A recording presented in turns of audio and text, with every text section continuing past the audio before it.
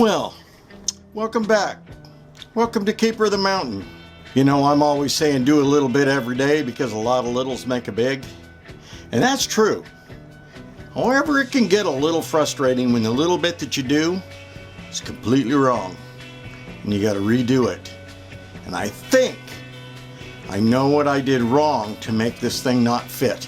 You'll remember from last week, possibly, where I cut, relieved, reshaped the trunk lid, and it still came up wrong.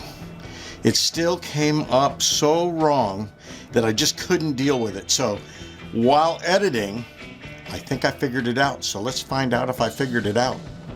Well, you'll remember when I was cutting all the structure out underneath the hood, and I was very meticulous, cut it out, chiseled parts, pried things up, cleaned things up so that this thing would fold properly. Well, I missed a spot. Let me show you. Okay, you see that spot right there?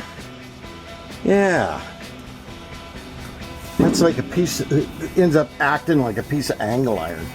This is the structure that for however many years, since 1940, let's see, let's do some quick math. Well, that's like 80 years ago. That's like 85 years ago? I don't know.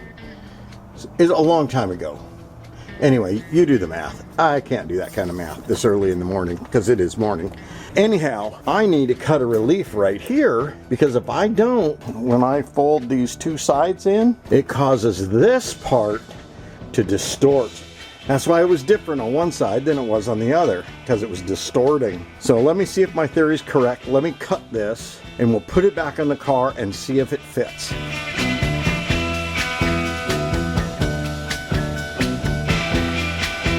There we go. Let's take a look at it. Okay, so I got that little wedge piece cut out. So that means when I bring the other end together, this should close a little bit. I probably won't close all the way, but enough to where I can weld it up. So let's take a look, see if I'm right. It'd be nice if I was.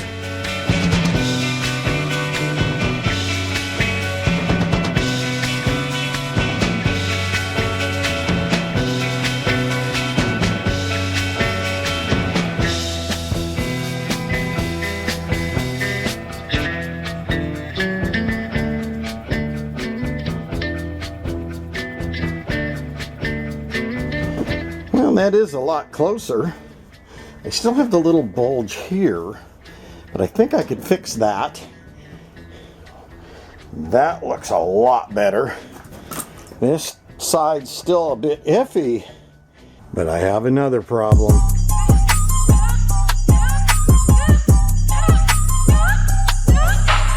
No,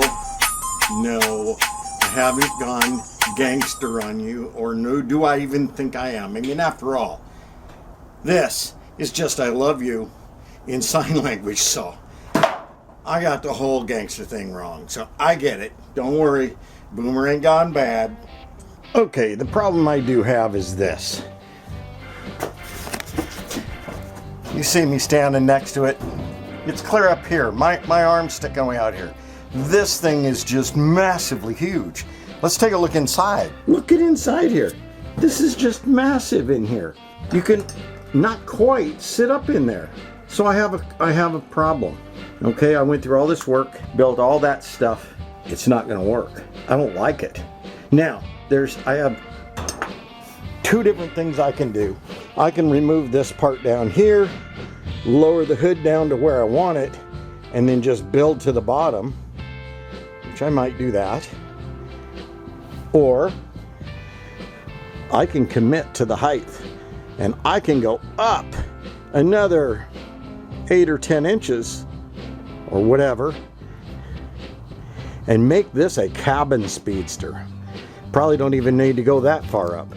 I mean, you want it to have somewhat of a chop top look, I would think, even if you're doing a cabin speedster. Cabin speedsters have been done. You know, there's a guy named Damian's Garage, his channel. He's working on one. There's this one in the museum that you can do. I'll put a link to Damian's Garage in the description. You can go check his cabin speedster out. It's pretty cool. He's still working on it. It's a work in progress, you know. He hasn't worked on it in a couple of years, but that's because he's starting a new business, and yeah, I know what that takes. I've done that a few times, and you know what? Hats off, man. The man's doing what he's got to do. Hopefully, he'll get back to working on his speedster soon. Anyway, so I could either go cabin speedster, come up a little bit, commit to the tall, or I could just remove all this and drop it down, get it exactly where I think it'll look good, and then build from that. Let me think about it.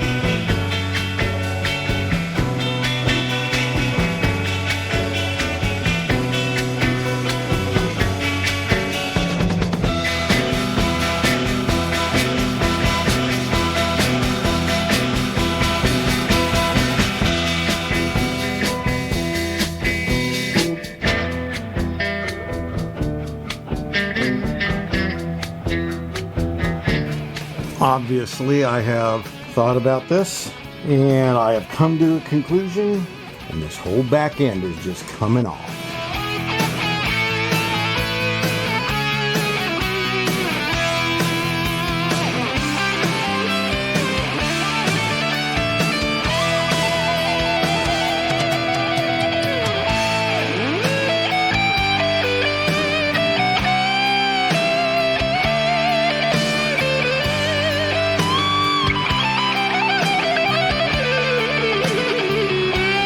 Take this bit out of here. Let's see what we can use this for somewhere else on the car. It'll get used. It's not a waste. Well, look at that. We're almost right back where we started. I mean, I kept the cabin and firewall the same, but I'm changing this whole back end around. I kept this bracket on here for supporting the back. We'll see how that works out. I'm going to stuff the trunk lid in there and see how it works. Let me fiddle with it a little bit and I'll get back to you. Alright, what about this? I mean, this is different. I like it. It's lower. I could, you know, this is the supports of the old side. I have it pushed forward quite a bit so it doesn't stick out the back as far. I could trim off the front of the hood here. Still weld the whole thing.